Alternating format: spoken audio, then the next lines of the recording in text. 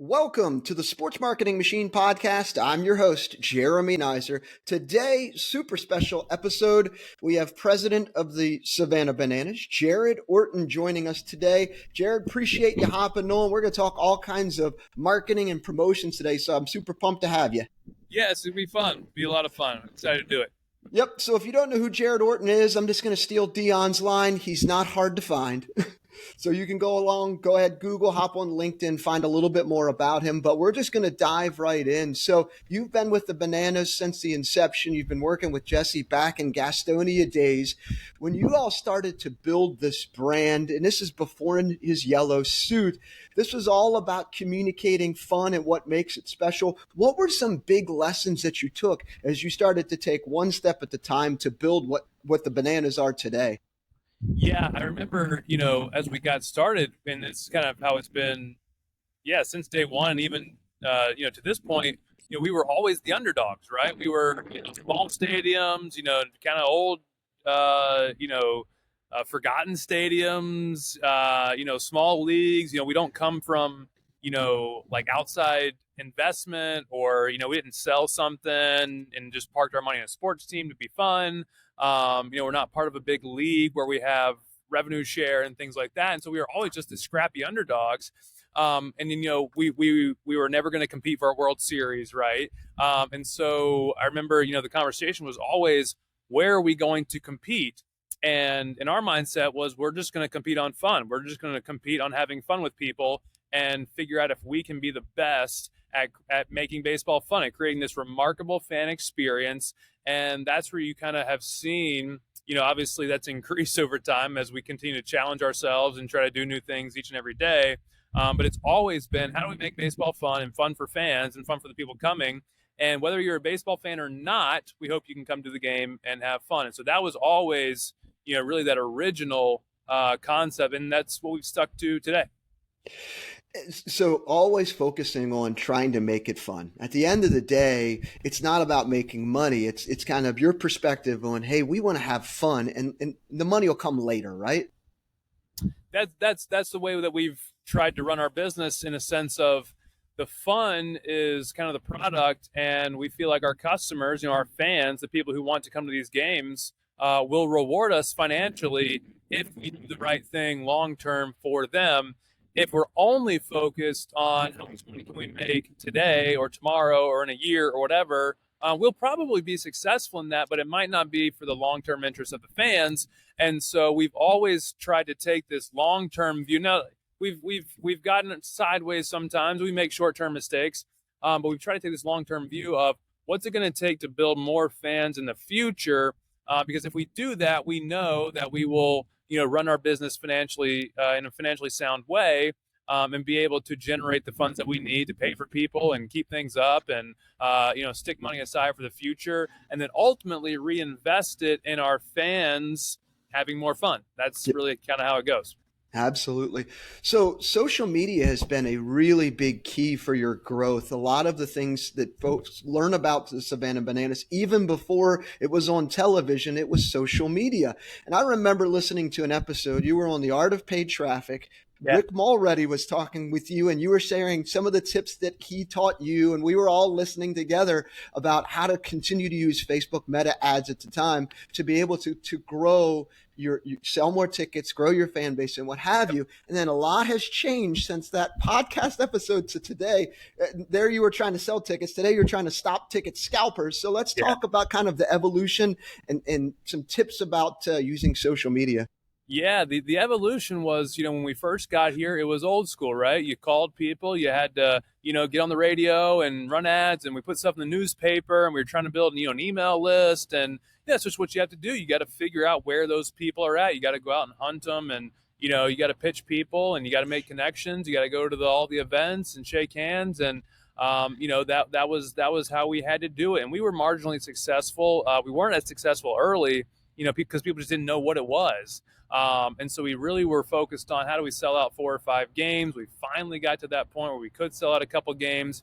And then, we realized that to use social media properly, we need to show people what it's like if they're not at the game. And so we would post a bunch of clips of like tonight's game sold out. You can't come to the game tonight, which really was the first. You better get going on this thing, or you're going to miss out. And so we've always tried to use social media as that point of like, look how much fun we're having. Again, using baseball, make baseball fun. Look how much fun we're having, and you are missing out. Here's your next chance to be able to buy tickets from us. As we got into 17 and 18, and we were starting to see some of those dominoes fall, more games selling out, we started using the social media advertising to communicate that to people specifically. Hey, join our list before the season gets going, and now you will have the first opportunity to buy our tickets from us. And so we were trying to really replicate that demand. People, now it has to be authentic. You can't tell people the games are sold out and then they come and like 12 people are in the building.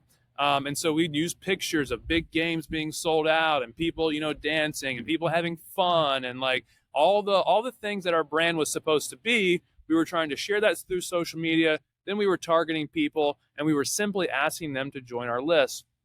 In those first couple of years, people started joining the list, and we put those tickets on sale. And we'd sell, 15, 20, 25,000 tickets in a couple days to people who were just fired up to be a part of the game. As we go into 2020, 2021, we reduced that because we don't have to really spend or advertise to people. We're building that internal ecosystem of names and emails and people who are interested and people who have come and people who maybe have come but haven't come in the past couple of years, and we're starting to move all that stuff together, and we're just continuing to drive home the game will sell out, but if you follow our process, you will be able to join. And so 2021 we did another kind of pre-sale type of list. 2022 we did another. 2023 we did, I guess in 2021, we did a little bit more paid advertising. 2022, we did a little bit just in some cities that we needed to do. 2023, we did no real paid advertising. And then 2024, we've had to shift it to a lottery list where it's like, we cannot guarantee that you will even sniff buying tickets. But we do one big announcement. We're going on sale.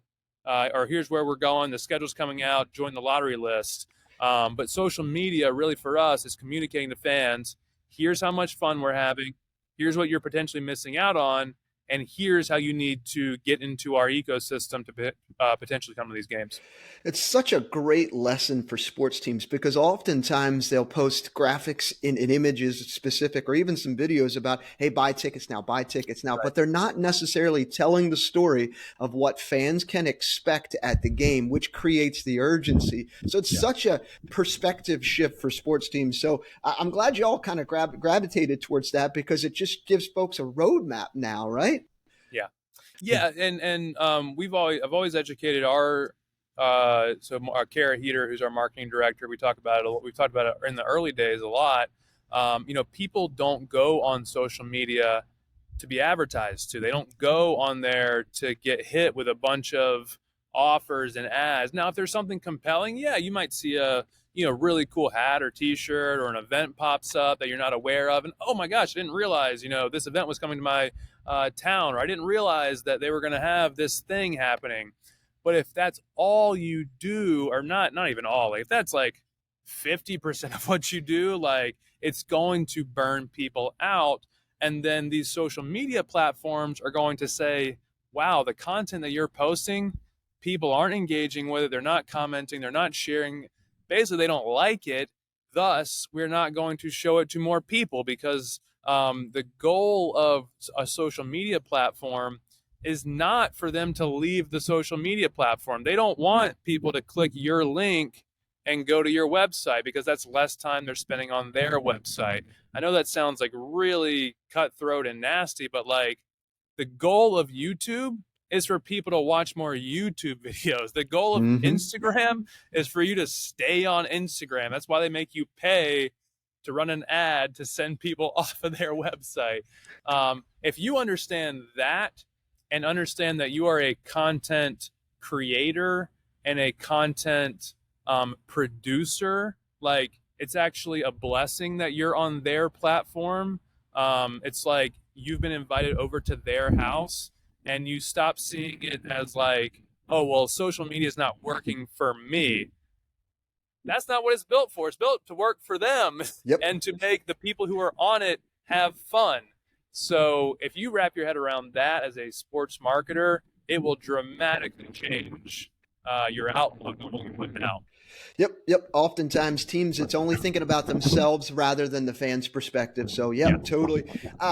Just out of sheer curiosity here, was there a few videos when you posted that went above and beyond what you thought was going to happen, and maybe there's a couple favorites that you could think back? I love the dancing umpire; that's always Yeah. fun, and some of the other ones. But were there a few that you posted you were like, "This one's going to be great," and it didn't take off? Maybe some other ones it did. The craziest one that comes to the top of my head is if you go to our YouTube channel, and there's a video we posted probably 3 or 4 years ago. I don't know if you know the game Don't Break the Ice, where it's just a little Mhm. square and the little, A little pegs hammer. are in it. You try to, you knock it. And anyways, we had our players play that game in the locker room. So a couple, like probably 3 or 4 years ago, we had a focus on doing pregame videos where it was like, all right, let's film something ridiculous in the locker room pregame that people wouldn't expect, and then put it out and see how they do. Some hit, some were funny. This Don't Break the Ice video is probably every month still is like one of our top 2 or 3 videos, because like globally around the world, like Indonesia and like Malaysia and like there's like a couple other countries where it just continues to be incredibly popular, and it's like the dumbest video on earth. And for whatever reason, I guess people just in these other countries just continue to share it. um, that's no blueprint for what anyone should do. But you just never know. Like if you're going to Yep. just make things fun, and you never know who's going to interact with it. I don't think we would ever create another "Don't Break the Ice" video. Um, but you do have to figure out like what are people responding to, what are they not responding to.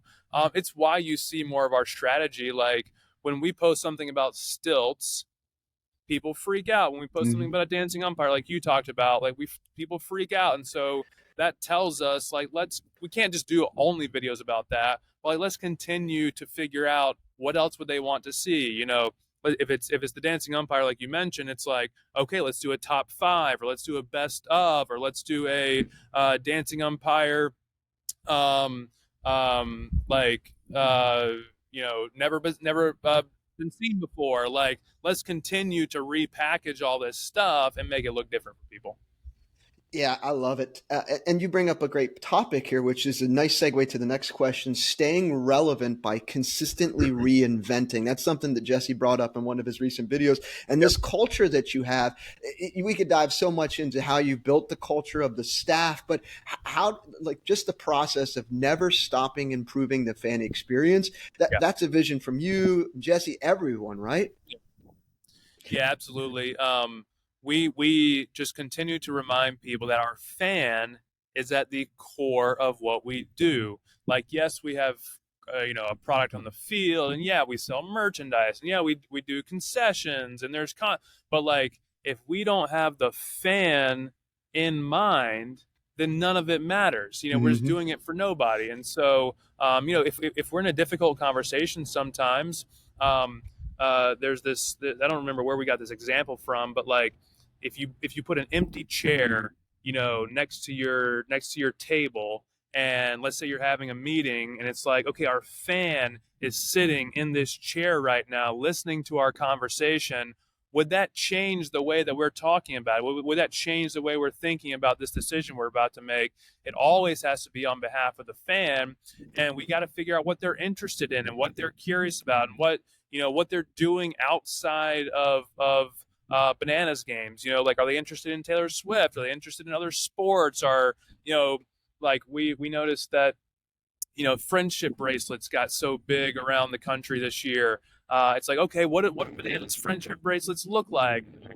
On to things on the field that come about. Like, how do we drive that more and give our fans more of those things? And so we're always trying to listen.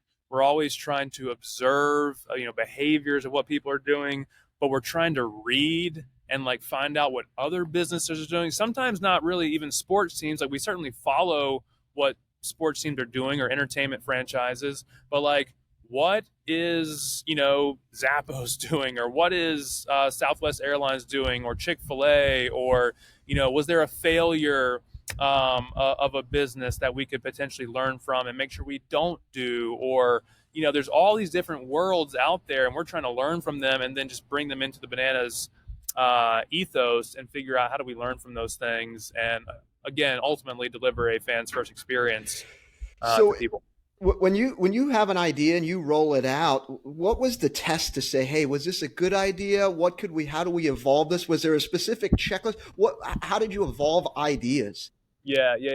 So it comes down to, did people respond, and how did they respond? So like, um, for example, this past year, we started a fan club. We called it the K Club. K potassium, K strikeout, all the fun puns. We only rolled it out to like 3,000 people, 3,500 people.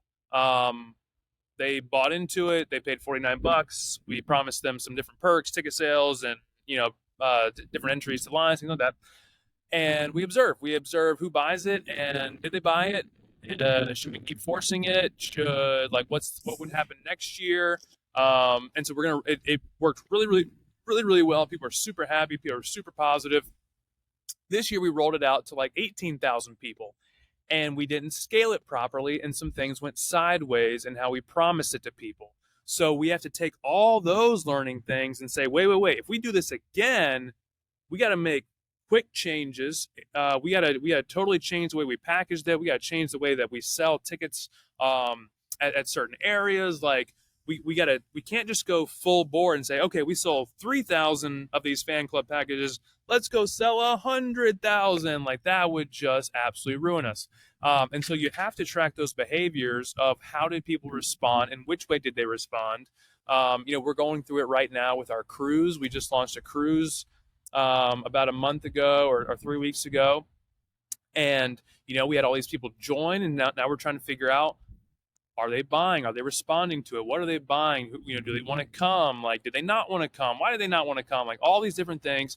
We got to test it on a small scale, and then you got to work with your team to start identifying what went right, what didn't go right, how would we adjust that in the future. And so that's what we think about on a very regular basis. It just comes down to how do people respond. You're talking about also doing cruises. Now you're in major league ballparks. So the Yeah. scalability, you've done a lot of things in Savannah, then you've scaled out to minor league ballparks. You were in Sacramento, not too far from me this past year. So now you're getting into major league ballparks. Is there scalability issues from a staffing perspective, or does the show change for Yeah. you because you're in a bigger ballpark? Yeah, I think the scalability mostly is the show. We're trying to figure out how do we take a just as an artist would think about it, or a theatrical performance. If I'm performing in front of 5,000 people, that just dramatically is different than performing in front of 40,000. And so, we're thinking about all the technology that goes into those places, and how do we not rely on technology, but how do we allow it to enhance, what people are seeing? How do we bring on more characters and think about first level and second level and third level, and obviously the outfield and the berms and like all those different places. And so, yeah, it's the showmanship scalability, so that people, when they come to a Bananas game, feel like, man, that was awesome. I saw so much stuff. I didn't feel like I was removed from it. And that'll be a big challenge for us, but we're excited to like take that on. So before we get into your new identity that you just recently launched, the Firefighters, data is becoming more and more of a prevalent decision-making process for sports teams, and a lot of it is specific to people buying tickets or not, and Yep. average order values, all these different things. How do you all use data when you make decisions? Yeah, we're thinking a lot about where are people coming from. We're thinking a lot about like, because we had to limit tickets right now. How many tickets are the right number of tickets, and will they come to multiple games? We're really trying to then now square on this K club, this fan club. Like, who is our die hard 20% of our fans who make up this big percentage of their fandom around the Savannah Bananas. And what else do they want from us? Do they want more experiences? Do they want better tickets? Do they want other events? Do they want exclusive merchandise? Like, what else does this diehard group of people want from us? How do we give that to them? And then how do we continue to play in new markets and go to different parts of the country? And where's the demand going to be at next year? If we have certain amount of demand, for one game, does that automatically mean that we play 2 games or 3 games? And so it's that fan behavior of, and we run a really simple business, right? We run live events, we sell tickets to them, people buy merchandise, we create content. Hmm. And so we're always testing, like, what are people responding to? How do we either get rid of it if they're not responding to it, or obviously give them more? Was there ever one that you wanted to personally keep that you brought to the table or something like that? Do you look back, you're like, you know what, I really wanted to keep this one? I don't know. I'm able to pretty much take my personal stuff away from it for the most part.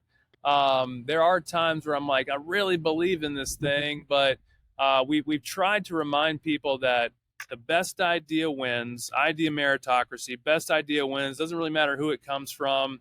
Put that idea on the table. We're going to go at it from a million different ways, and then figure out, is this a great idea or not. But we've never done anything that's we're gonna bet the farm, or gonna kill our business or anything like that. But yeah, we usually just forget about them pretty quickly. Yeah, leave them on the cutting room floor for sure. That's right. So, the Firefighters Identity, you just recently Yep. launched it. Jesse made a post today on LinkedIn. Super excited about that. My brother's a firefighter, so I'm really excited about this one to learn a little bit more of what's kind of behind the scenes. How did you choose Yeah. firefighters? Talk a little bit about kind of the direction you're going. Yeah, so we're trying to build this pipeline of more banana ball superstars. Who's the next guy or girl who's going to play with us? And so the firefighters were a way to build a third team and third identity, and we've got a lot of talented people who want to join this thing. And we know that and this was a comment that was made a couple years ago. Like, the people don't want to see the bananas and the party animals 87 times. Like, that's a lot. And so Hmm. we tested some challengers this year, we tested some other opponents and things like that, just to mix it up a little bit. And then we started realizing, like, let's just be in control of the next brand. And so we put a bunch of stuff out there, and thought about a bunch of different identities, and firefighters was that, like, all American brand, family friendly, kid friendly. It was actually, we joked about it the other day, like, when we announced, you normally announce team names and everyone's like, that's the dumbest thing on earth. Like, we felt that with the bananas. Like, no one can say No anything one. negative about firefighters. Like, you can't go on social media and say that's the dumbest name on earth. Like, you just Yeah. can't. Nope. And so we're going to start it small. They're going to play, a handful of games starting this summer. They're going to play at one of the big league stadiums in DC, which would be really fun. They'll start with a small media presence. They'll start with a small merchandise presence. And we'll see the response. Again, we test the response. What do fans respond to? What do they want more of? And then I think you'll see, as we get into the summer, we'll roll out some more ideas. And then probably in 2025, you'll see them as a bona fide, banana ball brand. They'll have full social media presence. They'll have full merchandise selection. They'll have, players who are authentic to them. And then, hopefully we can try that again. Like, maybe there's another team. Maybe there's, more teams coming after that if this works out really well. That sounds fantastic. As my brothers are firefighters, I think you can count on support all across the country from Yeah. folks. So this is awesome, super exciting. Last question is before we start to wrap up here. Did you ever think it would get this big? That's the question I get so often. And, I'm sitting here at the stadium and remembering when we first came over here, and I came to a game, and I looked around this place and I thought, we'll never sell all these tickets. This is the biggest stadium on earth. How could we possibly do this? This is so scary. And certainly less scary now. But I do that every single time. I'm like, there's no way, no possible way. We just did a site visit, to Nationals Park, and I'm like, 40,000 people, 40,000 Bananas fans are going to come to this game. Like, how? Now, I have a little bit more confidence in ourselves now, but still, it's like, how? How are this many people interested in this thing? And so you just have to pinch yourself a little bit, and you realize it takes a lot of people to pull this off. It takes a lot of ideas. It takes a lot of bad ideas too. It takes a lot of misses. But it takes a lot of people to come around an idea and be like, you know what, this is what we're going to do. And so, 8 years in the making, overnight success, right? And hopefully many more years to come. And I think we're going to look back at 2024 and probably be like, man, how small was it in 2024? Yeah, that's the fun stuff for sure. One of the biggest lessons that I take away is something that I've heard multiple times by a gentleman, one of the original marketing directors of Chick-fil-A, a guy named David Sawyers. Oh, yeah. And I'm not sure if you've heard him before or not, but he yeah. said, how you view things drives how you do things. So There if you go. you think your idea, if you think your job is to do X, those are the ideas you're going to go after, right? And it's such a great thing that you guys have been consistent over the years of like, our ideas are making the fan. It's all about the fan and less about selling tickets and making money. Right. In their case, it's McDonald's is 10 cents more to supersize, all those different things. So yeah, so I don't know if you're connected to David or read his book, but he is, I mean, this is right in line with what you guys are talking about. Yeah, that's fantastic. Yeah. So Jared, appreciate you being on. Love the story. Love that we were listening to the same podcast way back when, trying to do the same exact thing in sports, and just continues to grow. But best of luck. We'll be rooting for you all across the country. All right. Have a good one. See ya. Thank you. Take care.